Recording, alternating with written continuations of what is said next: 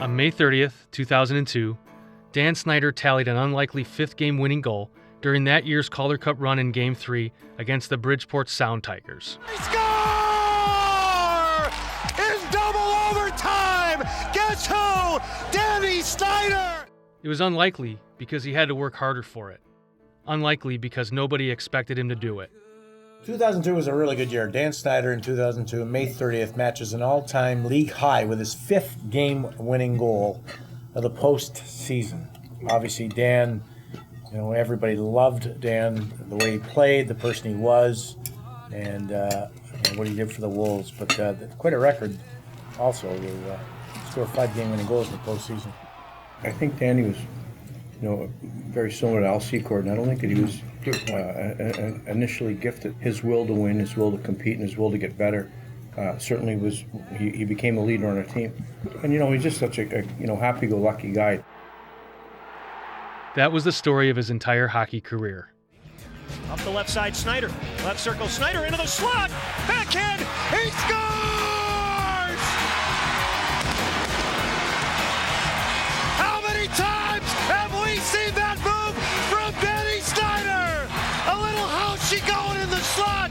Forehand, fake, top shelf, backhand, 2-1 Wolves. Are you kidding me?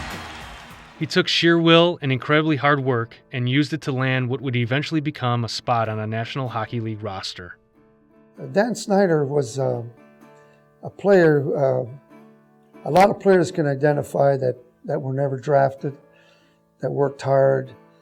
I remember going into junior hockey, I think he was on a tryout. He didn't make Major A till he was in his last year. He came out of Junior B. Then when he came into Orlando, he was in the IHL, and then worked his way up. And then after playing with us, he finally gets a chance to play with Atlanta. And lo and behold, he hurts his ankle or hurt his foot. And he plays the last 10 or 12 games on a bad foot. And over the summer, he finally, they finally sign him to a couple-year contract. Back the other way, look at this with a burst of speed. Thrashers are in the zone, and a score! The Thrashers lead 4-0.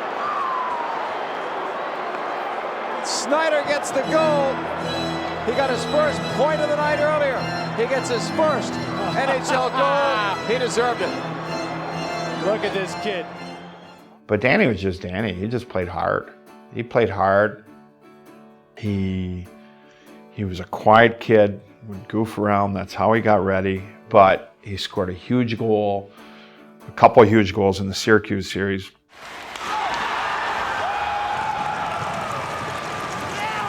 Rebound right at the net. They score!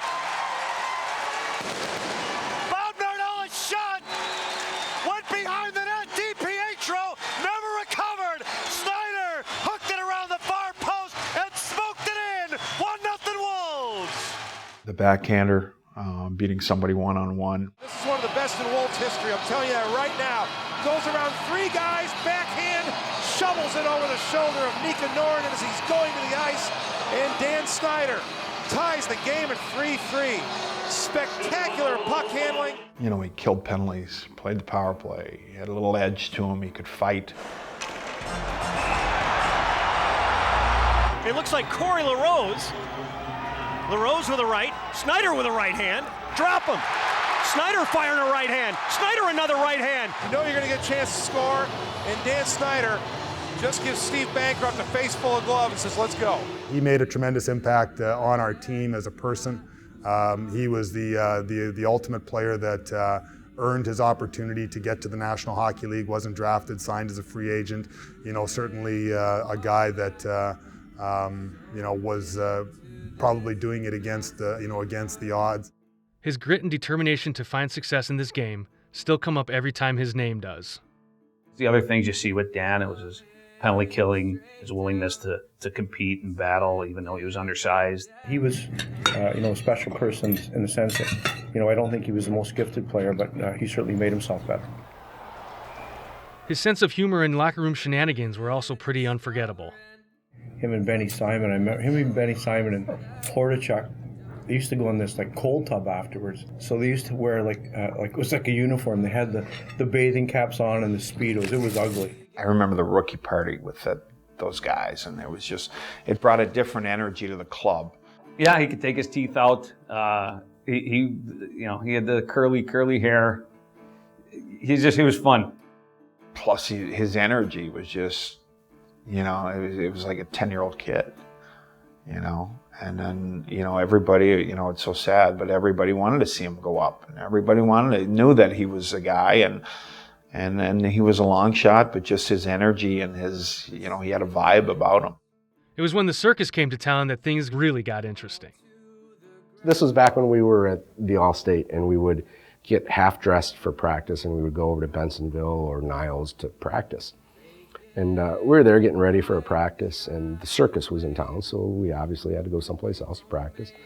Well, we were there, and all of a sudden, Snydes is outside walking around, and he sees all the clown stuff. Well, he grabs a little red clown nose, and he puts it on. And that's all he put on, was a little red clown nose, and nothing else. And he walks out of our locker room, and there's circus people there kind of getting ready for their preparation of their day.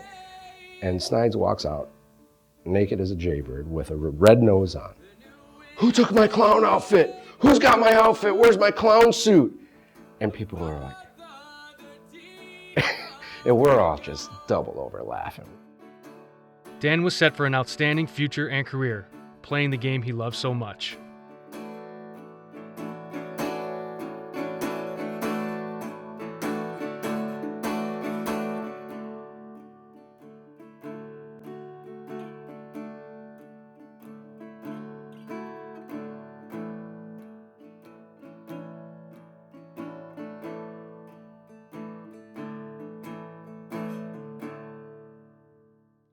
Tune in next time as Daring Greatly continues to chart the history of the Chicago Wolves in this exclusive docu-series.